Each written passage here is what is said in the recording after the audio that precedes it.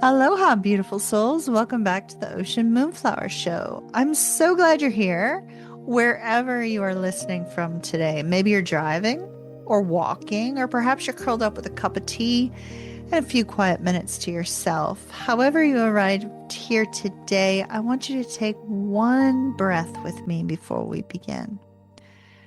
Take a deep breath in and out. Good. So let's begin. Today we are talking about synchronicity. We're going to begin with the mystery of meaningful coincidence. This is something that almost every single one of you listening has experienced, whether or not you have ever had the language to explain it. We're talking about synchronicities. You know the moment. You think about an old friend you haven't spoken to in years, and suddenly that phone rings. And who's on the line? Well, it's them, of course. You're wrestling with a decision, perhaps turning it over and over in your mind, and you glance up and see the exact words you needed on a billboard you're driving by, or perhaps even on the bumper sticker of the car in front of you, or even on the cover of a stranger's book while you're sitting on the bus. You keep seeing the same numbers, perhaps 1111, 333, 444, 777. They show up on clocks, on receipts, on license plates, until you can no longer pretend that it's nothing. Human beings have always been fascinated by meaningful coincidence. It's woven into nearly every culture and every era of recorded history. The ancient Greeks read omens and the flight patterns of birds. Indigenous traditions around the world have long understood that the appearance of certain animals at certain moments is a message, not an accident. And you often hear me talking about crows and crows showing up and bringing messages, or birds bringing messages, right? You've heard that from me many times on my channel. Well, sailors once read the color of the sky. Farmers once read the behavior of animals before a storm. Long before any of us had a word like synchronicity, we had this instinct, this deep human knowing that the world is not simply a random collection of unconnected events, that sometimes the timing itself is the very message. The word synchronicity itself comes to us from the psychiatrist Carl Jung, who described it as a meaningful coincidence between an inner psychological state and an outer event, where there is no causal connection between them. In other words, two things happen at the same time. They feel deeply connected, and yet there's no obvious reason why one would cause the other. You think of someone and they call. There's no mechanism for that.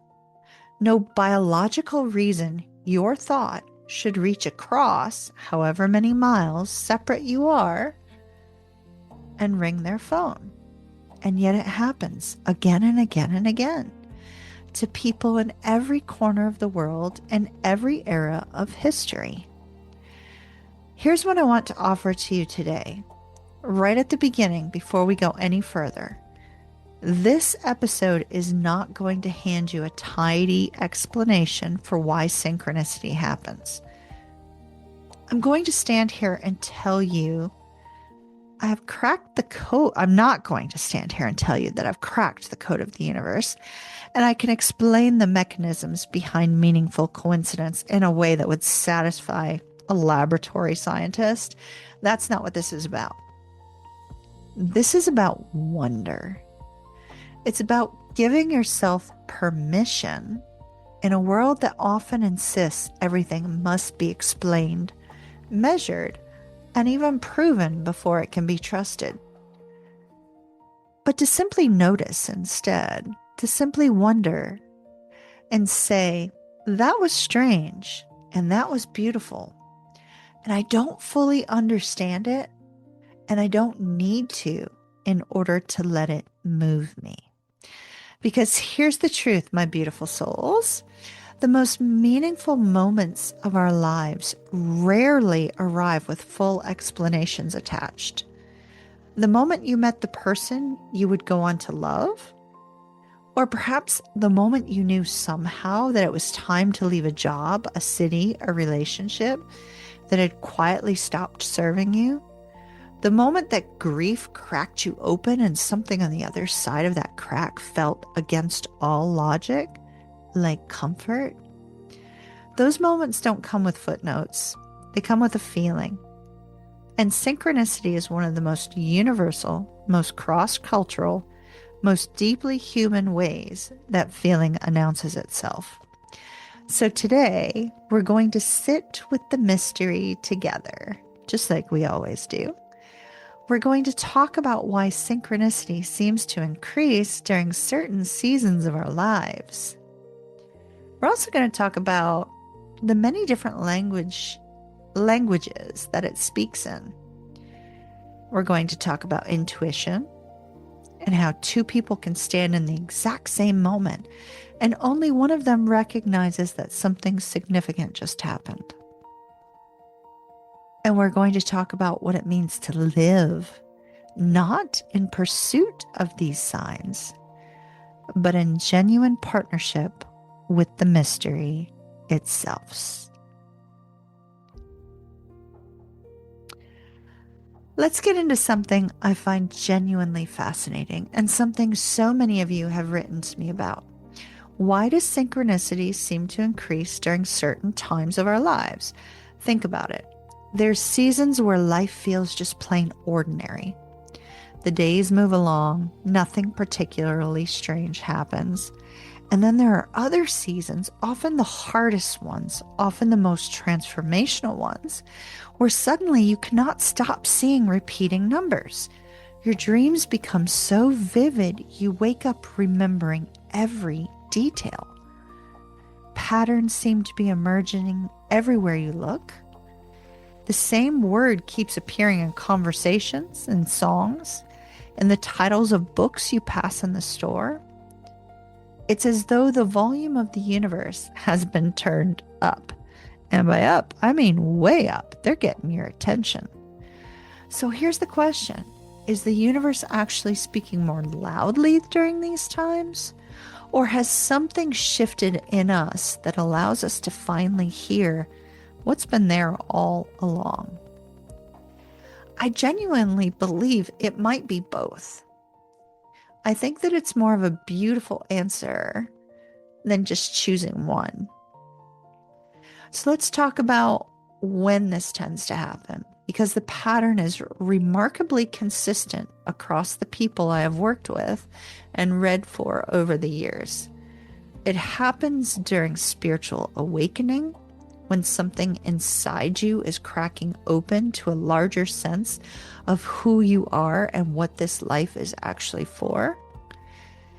It also happens during what some traditions call the dark night of the soul, that period of genuine darkness and disorientation that so often precedes real transformation. It also happens during major life transitions, when an old identity is dissolving and a new one has not yet fully formed. It happens at the end of relationships when grief has stripped away so much of the noise that we are normally living behind that we can't help but see what's going on. And it happens at the beginning of new chapters when we are genuinely open, genuinely searching, genuinely asking the universe for guidance in a way we may not have asked for in years. Do you notice what all of these seasons have in common? They're all seasons of heightened sensitivity, where our usual defenses, the ones that keep us comfortably numb to the subtler textures of life, have been worn down or cracked open by circumstance. Grief does this, heartbreak does this, the disorientation of major change does this. When we are forced out of autopilot, Even by painful circumstances, we become more open, more aware, more awake. We're able to notice what was quite possibly always there in the first place. I want to offer you a metaphor that I love because I think it captures this so well. Imagine you're in a room full of people having 100 different conversations at once. Most of the time, it's just noise. I mean, have you ever been in a dinner party where so many people are talking all at once and you're involved in all these conversations, but it's just noise. Nothing's really standing out. It's a wall of sound you have learned to tune out so that you can function. But if someone across that crowded room says your name, even quietly, even in the middle of all that noise, you hear it instantly. I've had that situation occur many times while I was working behind the bar. I could be so focused on everything else I was doing, I wasn't listening to a single conversation at the bar. But then I hear my name and boom, instantly I'm tuned in. Your brain is wired to pick up that signal out from the chaos. Well, I believe that synchronicity works in a similar way. The signs, the patterns, the meaningful coincidences, they may be happening around us far more often than we consciously register. But during ordinary, settled seasons of life, we're not simply listening for our name. We're moving through the noise on autopilot, and then life cracks us open through awakening, through loss, through change, transition, even a dark night of the soul, and suddenly we're listening differently. Suddenly we hear our name being called from across the room. This is why so many of you tell me that the synchronicities started right around the time everything in your life seemed to be falling apart. It's not a cruel coincidence. It's not the universe kicking you in the ass while you're down. It's quite the opposite. It's the universe, or even your deepest intuition, shall we say, depending on how you want to call it, finally being able to reach you because the noise that usually drowns it out has gone dreadfully silent. So if you're in one of those seasons right now, if you're in the middle of an awakening, a heartbreak, a transition, a dark night of the soul that feels like it has no end, I want you to hear this clearly. The strange increase in signs and synchronicities you're noticing, it's not malfunction. It's your imagination running away with you. Perhaps, but no, it's not that either. It is very possibly the clearest evidence available that something important is happening inside you right now, and that you are, for the first time in a long time, genuinely listening to the universe. So now let's talk about the many different forms synchronicity actually takes, because I think sometimes we get so fixated on one or two examples, such as repeating numbers being the most common one people mention to me, that we miss just how many languages the mystery actually speaks. So let's start with dreams.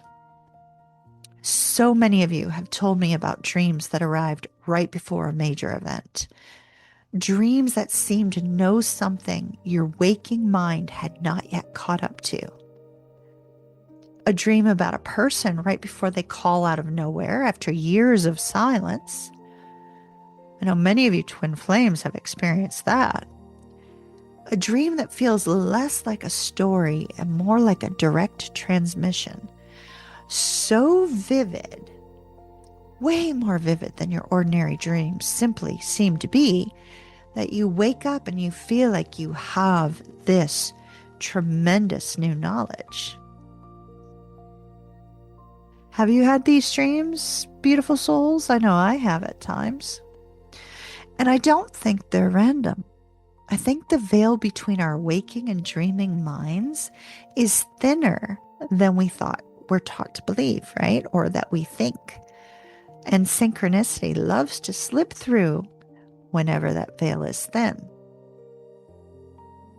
But then there are books. Oh, the books. I am a book lover. Absolutely adore books. The book that falls off the shelf for no reason and lands open to the exact page you needed.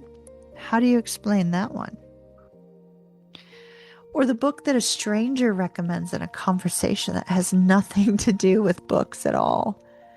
The title that catches your eye across a room at the precise moment you were silently asking a question you hadn't said out loud to anyone. I cannot tell you how many times in my own life a book has seemed to find me rather than the other way around. Now, songs do this too. Music has been especially strong with synchronicity in my life. I know many of you can relate to that because you've told me so. The song that comes on the radio the moment you needed exactly those words. The song you cannot get out of your head for days until you finally sit with the lyrics and realize they've been trying to tell you something the whole damn time. Music moves through us in ways that bypass our rational mind entirely. And I think that is exactly why synchronicity uses it so often. It does not need our logical permission to land emotionally, spiritually, mentally, and give us clarity. Now, have you ever thought about the fact that animals carry messages too? We mentioned the birds, right? In nearly every spiritual tradition across human history, animals have carried messages.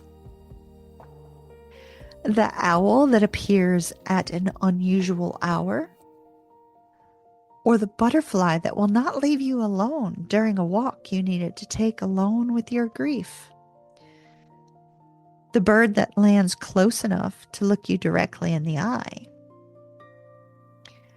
I don't think it's an accident that so many cultures separated by oceans and centuries with no contact between them independently developed traditions around animal messengers. Something about the presence of another living creature arriving at precisely the right moment speaks to something very old and very true within us. And then there's numbers, of course. We briefly talked about that. We have to talk about the numbers. 1111, 222, 444, 333, 777. Whatever your particular number combination is. And most of you reading along with me right now, listening to this podcast, already know exactly which ones keep finding you. I'm not going to spend our time today walking through numerological meanings of things, because that is genuinely a whole episode in and of itself. But what I want you to notice today is simply this. The numbers aren't the point. The numbers are the doorbell. What matters is that you answered the door at all. And then there are the encounters. The chance meetings that did not feel like chance at all. The stranger at the coffee shop, or even the airport or the grocery line, who says one sentence to you, sometimes without even fully realizing what they have said, that lands directly on the exact thing you needed to hear that day. I have had strangers say things to me that stopped me in my tracks. Things they had no way of knowing were relevant to my life. Things that felt like they had been sent specifically and only for me. And I know that there are many of you who have also experienced that. Many, many, many people I work with have described similar circumstances. And conversations. The friend who brings up the exact topic you had been quietly wrestling with alone. Or the family member who completely unprompted says the thing you needed permission to hear. But now let's talk about that overheard fragment of a stranger's conversation that you overheard on the street that answers a question you'd been wrestling with and carrying very silently for weeks. I want you to notice something as I've walked through all of this. None of these are separate, unrelated categories. They're all the same mystery, but they're speaking in, shall we say, different dialects, dreams, books, songs, animals, numbers, strangers, conversations.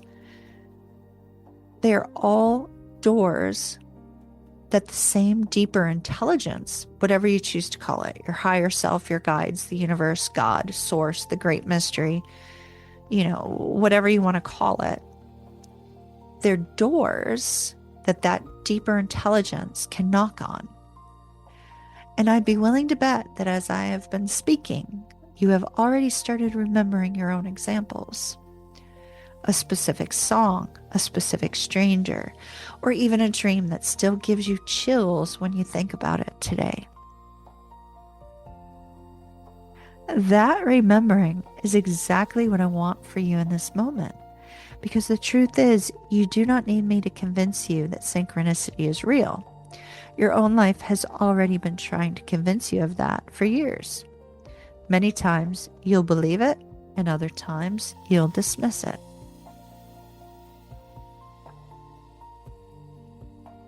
Now, on that note, here's where I want to talk about something a little deeper. I think it's the heart of today's episode. Here's a question worth sitting with. Two people can stand in the exact same room, witness the exact same event, and only one of them will walk away feeling that something meaningful just happened. The same owl lands on the same fence at the same moment in front of two people, and one of them feels chills run down their spine, while the other simply thinks, an owl, that's cool, and keeps on walking. But why? I do not believe the difference is luck. I don't believe the difference is the universe loves one of the two people more than the other. I believe the difference involves intuition. Here's what I've come to understand over the years of doing this work, and I've been doing this for decades now. The sign is rarely the most important part of synchronicity. The feeling is, it's that inner knowing, your awareness, the willingness to trust what rises up in you that transforms an ordinary moment into a meaningful one. The owl does not become a message because of some objective property of owls. It becomes a message because something in you recognized it as a message. Your intuition is the instrument that receives the signal. It's kind of like, I think about Stranger Things in that moment where Dusty Buns, my favorite character, is sitting on top of the hill and, trying to talk to his woman. The instrument that received the signal was the radio. But in this particular case, the instrument that receives the signal is your intuition. And without that being in tune and ready, the signal would just pass right through you unnoticed.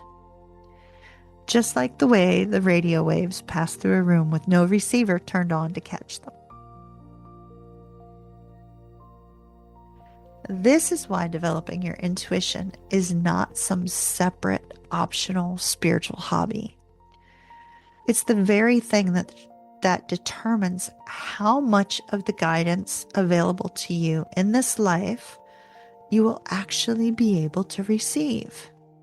Two people, the same owl, the same fence, the same moment. But only one of them had the receiver turned on. And this, my beautiful souls, is one of the reasons I love tarot so much and rune readings and even astrology. Because the cards themselves are not the magic. They do not contain some external power that reaches out and changes your life. What tarot does, what astrology does, what Reiki does, what working with runes does, is something quieter and in many ways far more powerful. These practices train the very instrument we've been talking about, They strengthen your intuition. They teach you to trust the quiet voice inside you that already knows things that your rational mind is not yet caught up to. Every time you sit with the cards and feel into what a particular image is saying to you in that moment, beyond the textbook meaning, beyond what the reader on YouTube is saying, beyond what you're seeing visibly, you're practicing exactly the skill that allows you to recognize synchronicity when it shows up in your actual life. That's connection. And that is why I keep coming back to these practices, episode after episode, year after year. They're not separate from the mystery we're talking about today. They're training grounds for it. Every reading for you is practice in trusting your own inner knowing. And the more you practice trusting it at the tarot table, or with dowsing rods, or with runes, or meditation, the more naturally that trust extends into the rest of your life, into that owl on the fence, into the stranger's unexpected sentence, and into the numbers that keep chasing you everywhere you go. So now let's get a little bit further into the mystical, because I think this deserves some real attention. I'd be willing to bet that every single one of you listening right now has had a season in your life where it felt like the universe was no longer whispering. It was shouting at you. The same lesson kept repeating. The same theme showed up in relationship after relationship, job after job, conversation after conversation, until you simply could not pretend any longer that it was a coincidence. The same opportunity kept presenting itself in different forms, as though life were giving you chance after chance to finally say yes. The same warning kept arriving through different messengers, until ignoring it would have required a kind of willful blindness you could no longer sustain. So why exactly does this happen? I believe with my whole heart that life is patient, but it is not infinitely patient in the way we sometimes wish it would be. I believe there's a real and consistent pattern to how the deeper intelligence of this universe tries to get our attention. It starts out gently, a whisper, a subtle feeling, a small sign that's easily dismissed as nothing. If we do not notice, or if we notice and choose to ignore it, the volume turns up. The whisper becomes a tap on the shoulder. The tap becomes a clear and unmistakable pattern. But then what happens if we still don't listen? Eventually, for many of us, life arranges something we simply cannot walk past. Might be a crisis or a loss, a door that slams so loudly we finally have to stop and turn around. Sometimes people mistake that for punishment. But my dear beautiful souls, I want to be very clear that because so many people carry a quiet fear that the universe is somehow keeping score and waiting to discipline them, they will feel that way. But that has never been my experience with this mystery, and I do not believe that it is true. I believe this escalation is something closer to love.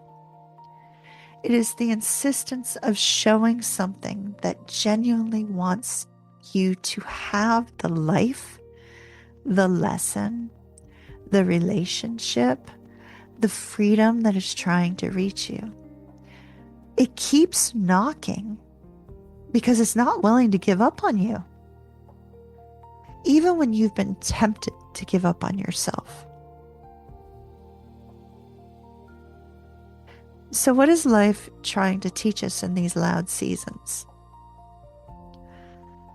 Almost always, in my experience, it's teaching us something about trust, and about release, and about the courage required to finally choose differently than we have always chosen before. The lesson is rarely as complicated as we make it out to be in our own minds. It's usually something quite simple that we already know beneath the noise of our daily distractions. Leave, stay, speak, rest, forgive, begin. And what happens when we refuse to listen, even as the volume keeps rising? As I said, in my experience, life does not give up. It simply waits, and it keeps offering the lesson again and again in new packaging, in a new relationship, a new job, a new health concern, a new ending, until eventually, one way or another, we learn what we came here to learn. Sometimes the gentle way, and sometimes the harder way. But I have never in all my years doing this work met a single person for whom the lesson simply disappeared because they refused to look at it. It only ever waits. So if your life feels loud right now, if you feel like you're being shown the same thing over and over from every possible angle, I want you to consider with real gentleness towards yourself what it might be that you have not yet said yes to. Not from a place of fear, but from a place of genuine curiosity. The universe is rarely trying to hurt you in these moments. They want to bring something extraordinary to you. And to finally get through. So where does this leave us, my beautiful souls? What do we actually do with all of this?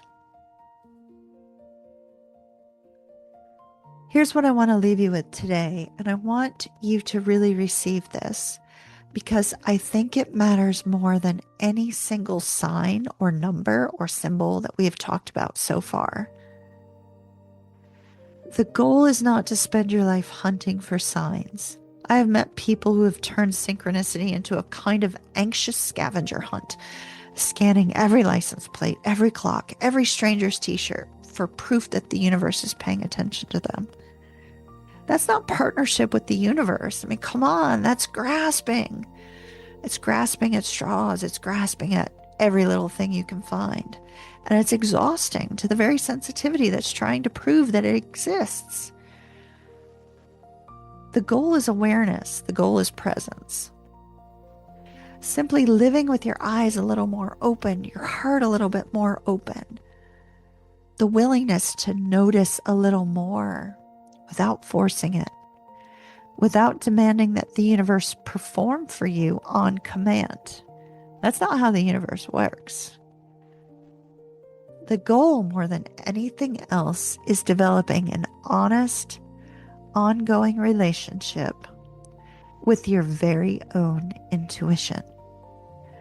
Learning to trust yourself, learning to recognize the particular quality of your own inner knowing, so that when something meaningful does arrive, whether it's a number, a dream, a stranger, an owl on a fence, you don't have to wonder whether it counts. You'll simply know. Just like the way you know your own name, the way you know the voice of someone you love. This is a relationship, beautiful souls, not a transaction, not a system to master. It's a living, ongoing relationship between you and the deeper intelligence of this universe, built the same way every meaningful relationship is built, through attention, through trust. You need to show up again and again with an open and willing heart. And once that relationship is genuinely established, you have learned to trust your own awareness and your own intuition, then something beautiful can become possible. Awareness is not the end of the journey. It's just the beginning of something more powerful. So, next week on the show, we're going to talk about manifestation because manifestation, the real manifestation, is what becomes possible once you've done exactly the work we're talking about today. You cannot consciously create the life you want until you are genuinely aware of the life you already have, the patterns you are already living inside of, and the quiet, constant guidance that has been trying to reach you all along. That awareness has to come first, then manifestation can be made possible. So this week, I simply want you to notice. I'm inviting you to notice things around you, not to chase, not to be searching anxiously, not to force it, just notice. When something meaningful arrives, and I promise you it will, let yourself feel it fully without needing to explain it to anyone, including yourself. All right, beautiful souls, thank you so much for spending time with me today. If something in this episode landed for you, I would love for you to share it with someone who needs to hear it. And if you have a synchronicity story of your own, I always love hearing them. So feel free to reach out and share. My website has been updated, oceanmoonflower.com, where you will find tarot readings, rune readings, astrology readings, Reiki, distance healing, and a variety of other things. So do check it out if you have the time. Until next week, when we talk about manifestations, mahalo for your presence here, my darlings. And aloha, beautiful souls. Stay open, stay aware. The universe is always speaking. You are simply learning more and more each day on how to listen.